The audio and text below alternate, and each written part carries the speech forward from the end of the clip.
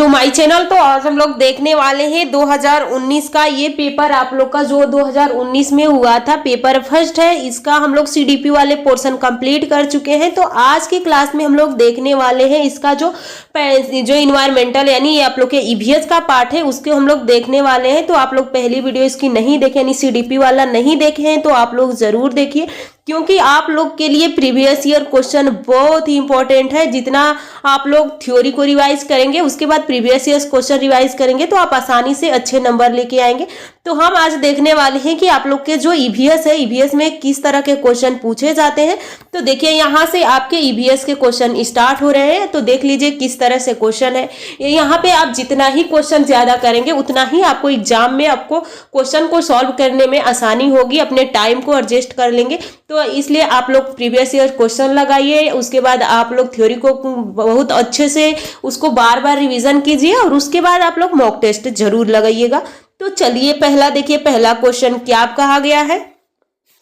तो यहाँ पे है कि कोई व्यक्ति 29 नवंबर 2019 को एक एक्सप्रेस ट्रेन में सूरत गुजरात से नागरकोइल केरल जाने के लिए बैठा है। यह ट्रेन सूरत से 19:45 पे चली है और 1 दिसंबर 2019 को 11:45 पे नागरकोइला पहुंची है। यदि सूरत में नागरकोइल के बीच ट्रेन मार्ग की दूरी 2120 किलोमीटर है तो इस यात्रा में ट्रेन की औसत चाल क्या होगी। तो यहाँ पे सबसे पहले तो आपको अब क्या करना है, आपको यहाँ पे जो ट्रेन है तो दूरी तो आपके सामने दे दिया है किलोमीटर में, यानी 2120 किलोमीटर दे दिया है। अब यहाँ पे औसत निकालने का सूत्र क्या होता है, टोटल दूरी बटा टोटल समय। तो अब आप यहाँ पे निकालेंगे कि 19 नवंबर से यहाँ पे आपका पहुंची है 1 दिसंबर को, तो अब इतने बीच में कितने टाइम लग रहे हैं यानी उसको कितने घंटे लग जा रहे हैं। तो आप यहाँ पे निकालिए। यहाँ पे आप टोटल दूरी यानी टोटल दूरी दिया हुआ है, यहाँ पे टोटल समय निकाल लेंगे। तो यहाँ पे आपका जो आंसर आ जाएगा वो आप लोग का आ जाएगा 53 किलोमीटर प्रति सेकेंड। अगला क्वेश्चन देखिए, अगला क्वेश्चन आपसे क्या पूछा गया है। अगला है निम्नलिखित में से कौन अंतरराष्ट्रीय ख्याति प्राप्त वेट लिफ्टर है। तो सुनीता विलियम्स है, विजेंद्री पाल है, सूर्यमणि है और करडम मल्लेश्वरी है। तो यहाँ पे आपका सही आंसर हो जाएगा ऑप्शन 4 यानी करडम मल्लेश्वरी है। अगला क्वेश्चन देखिए, अगला क्वेश्चन क्या पूछा गया है। यहाँ पे पूछा गया है कि नीचे दिए गए कौन सा एक समूह जोड़ों का है। तो यहाँ पे चुकंदर है, आलू है, अदरक है, गाजर यानी यहाँ पे कौन जड़ है, तना है, पत्ती है। तो इस तरह से आपको इसको डिवाइड करना है। तो हम आलू का कौन सा भाग खाते हैं, तना खाते हैं। तो यहाँ पे आप लोग को दिया गया है कि चुकंदर है, आलू है, अदरक है। उसके बाद आप लोग का गाजर है, हल्दी है, अदरक है। उसके बाद शकरकंद है, मूली है, हल्दी है। यहाँ पे देखिए गाजर भी जड़ है, चुकंदर भी जड़ है और मूली भी जड़ है। यहाँ पे ये दो यहाँ पे तना है लेकिन ये चुकंदर क्या है, जड़ है। यहाँ पे गाजर जड़ है लेकिन हल्दी और अदरक क्या है, तना है। फिर शकरकंद यहाँ पे देख सकते हैं, हल्दी देख सकते हैं, मूली क्या है, जड़ है। तो इसमें तीनों जड़ है। तो सही ऑप्शन आपका कौन सा हो जाएगा, ऑप्शन 4 हो जाएगा। अगला क्वेश्चन देखिए, अगला क्वेश्चन क्या पूछा गया है। अगला क्वेश्चन है कि रेगिस्तानी ओक नाम का पेड़ है जो पाया जाता है आबू धाबी में, ऑस्ट्रेलिया में, राजस्थान के रेगिस्तानों में या संयुक्त अरब अमीरात के रेगिस्तान में। तो सही ऑप्शन आपका हो जाएगा ऑस्ट्रेलिया में ये पाया जाता है। अगला क्वेश्चन देखिए, अगला क्वेश्चन क्या है। अगला क्वेश्चन यहाँ पे दिया गया है कि नेफेंथिस वह पौधा है जो शिकार करता है। यहाँ पे के विषय में नीचे दिए गए कथनों का विचार कीजिए। नेफेंथिस यानी यह पौधे ऑस्ट्रेलिया, इंडोनेशिया और भारत में मेघालय में पाया जाता है। इसका आकार घोड़े जैसा होता है और इसके मुख एक पत्ती से ढका होता है, यानी ये कीटों का भक्षण करता है अपने नाइट्रोजन की पूर्ति करने के लिए। यह केवल छोटे कीट मकोड़े को फंसाकर उनका शिकार करता है। चौथा ऑप्शन देख लीजिए क्या कहा गया। यह छोटे कीड़े मकोड़े को खींचने के लिए महक आवाज निकालता है जो इसमें फंस जाते हैं और बाहर नहीं निकल पाते हैं। तो ये आवाज नहीं निकालता है, ये एक सुगंध निकालता है। तो यहाँ पे आपका कौन सा सही हो जाएगा। तो यहाँ पे आपका पूछा गया है कि बताइए कौन सा सही है। तो यहाँ पे आपका ए और बी दोनों सही हो जाएगा। अगला ऑप्शन देखिए, अगला है कि भारत की आजादी से पहले महात्मा गांधी ने दांडी के समुद्र तट तक अपनी प्रसिद्ध यात्रा की थी, वह भारत के नीचे दिए गए किस राज्य में स्थित है? तो यहाँ पे बताइए कि कौन सा वो राज्य कहाँ पे है। तो यहाँ पे आपको ऑप्शन दिया गया है, यहाँ पे आंध्र प्रदेश है, कर्नाटक है, महाराष्ट्र है, गुजरात है। तो सही ऑप्शन आपका कौन हो जाएगा? गुजरात हो जाएगा। अगला क्वेश्चन देखिए, उच्च ज्वर तेज बुखार के साथ कपकपी जिसका यहाँ पे उपचार सिनकोना की छाल से किया जाता है। तो सिनकोना की छाल से हम किसका उपचार करते हैं? मलेरिया का करते हैं। मियादी बुखार नहीं होगा, मलेरिया हो जाएगा आपका, चिकनगुनिया है। और डेंगू बुखार को कौन फैलाता है? तो एडीज मच्छर के द्वारा ये फैलता है। आगे देखिए अगला क्वेश्चन क्या है। अगला क्वेश्चन है कि एक किसी डॉक्टर का घर एक्स पर स्थित है तथा उसका अस्पताल वाई पर स्थित है। डॉक्टर के घर से यानी डॉक्टर के घर से अस्पताल जाने के लिए कोई सीधी सड़क नहीं है, अतः डॉक्टर पहले ए पर जाता है जो एक्स के ठीक पूर्व में 6 किलोमीटर की दूरी पर है। फिर वह बी पे जाता है, ए के ठीक दक्षिण में 445 मीटर। यहाँ पे से आपको दूरी और दिशा से पूछ लिया है। तो देखिए यहाँ पे इसको आप कैसे इसको चॉर्ट से ही आप सॉल्व कर पाएंगे। तो देखिए यहाँ पे क्या गया, डॉक्टर के घर से अस्पताल जाने के लिए कोई सीधी सड़क नहीं है, अतः डॉक्टर पहले ए पर जाता है। जैसे कि यहाँ पे कोई ए बिंदु है, ए पे जाता है, वह जाता है जो यक्ष के ठीक पूरब में है। तो यक्ष कहाँ होगा? अगर यक्ष यहाँ होगा तभी तो ये पूरब में होगा। तो यक्ष पे जाता है, पूरब में 6 मीटर की दूरी पर है। तो इसकी बीच की दूरी क्या है? 6 मीटर। लेकिन ऑप्शन में आपसे दूरी नहीं पूछा गया है, बस आपसे दिशा पूछा गया है। तो आप बस दिशा को लेंगे। उसके बाद यहाँ पे देखिए ए के ठीक दक्षिण में 400 मीटर। तो ए का ठीक दक्षिण क्या है? ये हो जाएगा। चलता है यानी जाता है, दूरी पर जाता है, वह फिर वह सी पर जाता है। तो यानी ये यहाँ पे क्या है? सी पर पहुंच जाता है। फिर बी के ठीक पश्चिम में क्या करता है? ये यहाँ पे देखिए क्या कहा गया कि जो ये फिर सी पे जाता है जो बी के ठीक पश्चिम में है। तो बी के ठीक पश्चिम में क्या है? ये हो जाएगा। यानी यहाँ पे क्या है? सी है। उसके बाद फिर क्या कहा गया है कि सी पे जाता यानी अंत में यानी यहाँ पे जाता है बी के ठीक पश्चिम में 120 मीटर की दूरी पर है और अंत में ये वाई पर अपने अस्पताल पहुंच जाता है। यानी यहीं पे क्या है? वाई भी आपका यहीं पे है। तो अब पूछ रहा है कि अस्पताल पहुंच जाए तो जो ठीक यानी सी के ठीक उत्तर में 90 मीटर की दूरी पर है। तो अस्पताल के सापेक्ष डॉक्टर के घर की दिशा क्या है? यानी वाई इधर है। यहाँ पे पूछा है डॉक्टर का घर कहाँ पे है? यहाँ पे है। तो अब आपसे दिशा पूछा हुआ है कि बताइए कि दिशा कहाँ पे है। तो यहाँ पे कहाँ हो जाएगा? ये उत्तर और पश्चिम हो जाएगा या उत्तर पूरब हो जाएगा या दक्षिण पश्चिम हो जाएगा। तो यहाँ पे आपका सही आंसर क्या हो जाएगा? तो ये आपका हो जाएगा ये उत्तर और पश्चिम में है। आगे देखिए अगला क्वेश्चन क्या है। अगला क्वेश्चन है कि चेराव नाच कहाँ के लोग करते हैं? तो चेराव नाच झारखंड के, मिजोरम के, मणिपुर के, मेघालय के। तो सही ऑप्शन आपका क्या हो जाता है? यहाँ पे आपका हो जाएगा ये चेराव मिजोरम का है। आगे देखिए इसमें अगला है कि तमिलनाडु के निकटवर्ती राज्य है। तो ये देखिए एक बार अपने सामने आप लोग मैप का जो मैप निकाल लीजिए और उसको बार बार डेली एक बार उसको एक नजर जरूर देखिए, क्योंकि मैप से फिक्स है कि क्वेश्चन आपके पूछे ही जाते हैं। तो मैप आपके दिमाग में होना चाहिए। तो यहाँ पे पूछा है तमिलनाडु के निकटवर्ती राज्य कौन सा है? तो यहाँ पे आप लोग का आंध्र प्रदेश है, केरल है, कर्नाटक है। तो सही ऑप्शन आपका 4 हो जाएगा। अगला देखिए एनसीएफ 2005 के अनुसार निम्नलिखित में से क्या प्राथमिक स्तर पर पर्यावरण अध्ययन शिक्षण का उद्देश्य नहीं है? यहाँ पे नहीं पूछा हुआ है।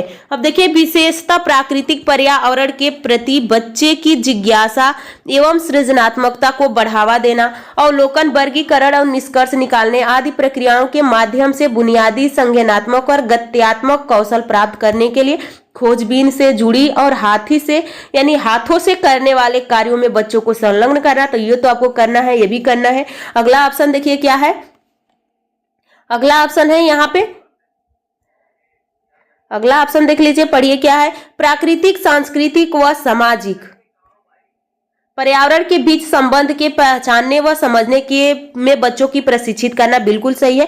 लेकिन पर्यावरणीय समझ के द्वारा बच्चों में सटीक संख्यात्मक कौशल विकास करना यही गलत है और सही ऑप्शन आपका चौथा ही हो जाएगा। अगला क्वेश्चन देखिए, अगला क्वेश्चन क्या है। अगला क्वेश्चन है कि पर्यावरण अध्ययन कक्षाओं 3 से 5 के लिए एक विशेष क्षेत्र है जो संकलित करता है।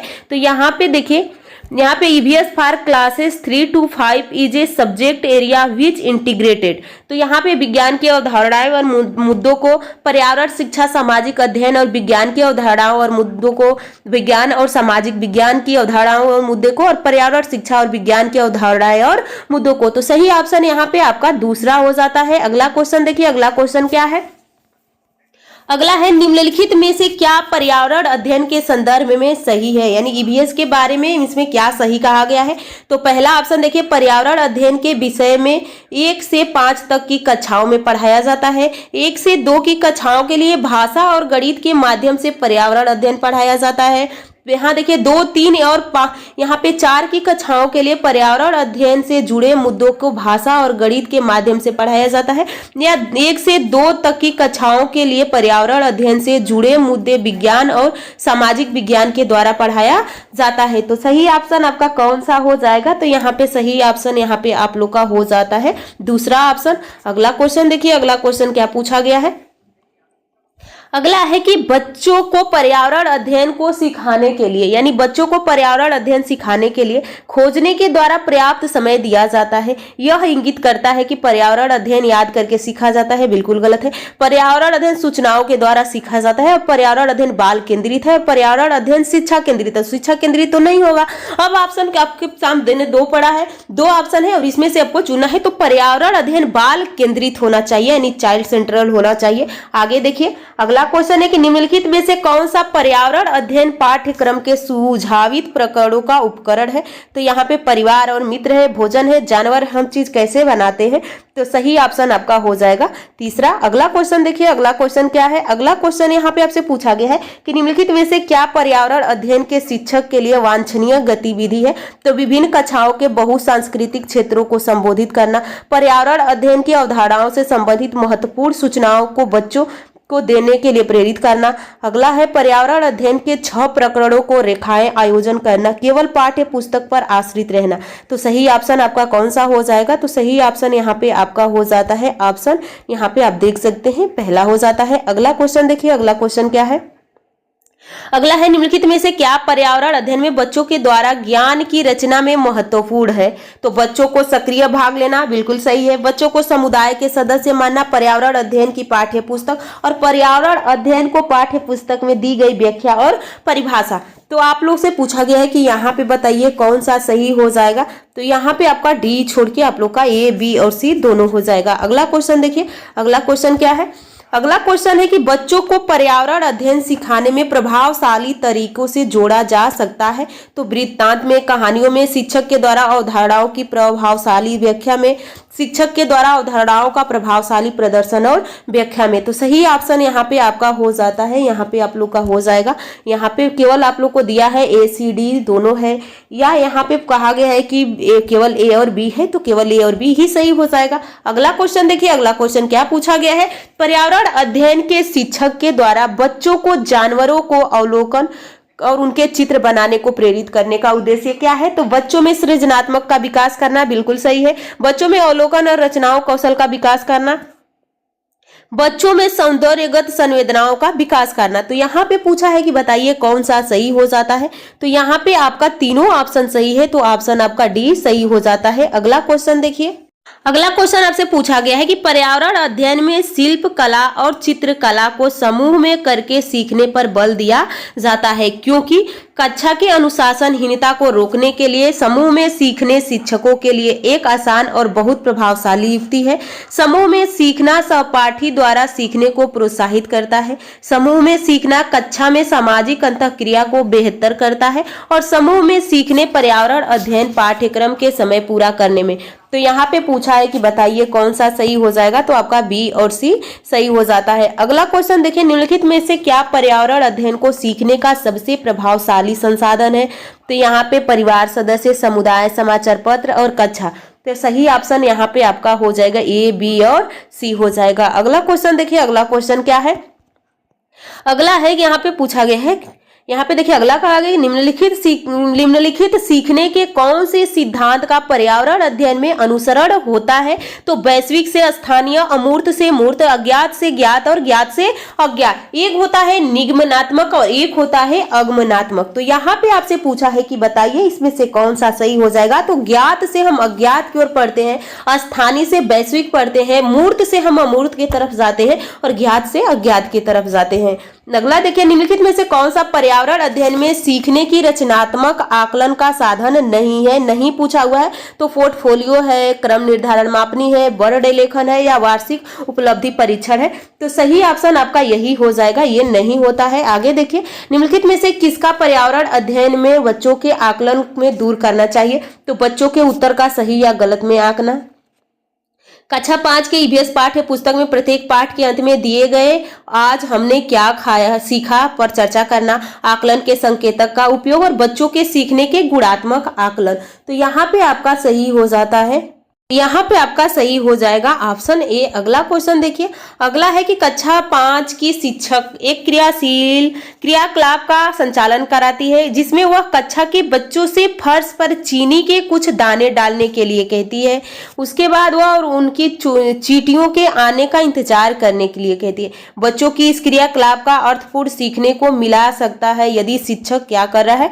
तो बच्चों को क्रियाकलाप का अवलोकन करने के लिए प्रेरित करते हैं, बच्चों को अपने अनुभव साझा करने को प्रेरित करते हैं, बच्चों की क्रियाकलाप का अवलोकन, अनुभव साझा और उस पर चर्चा करने को प्रेरित करते हैं, या बच्चों के क्रियाशीलता से संबंधित प्रश्नों को घर से करने को प्रेरित करते हैं।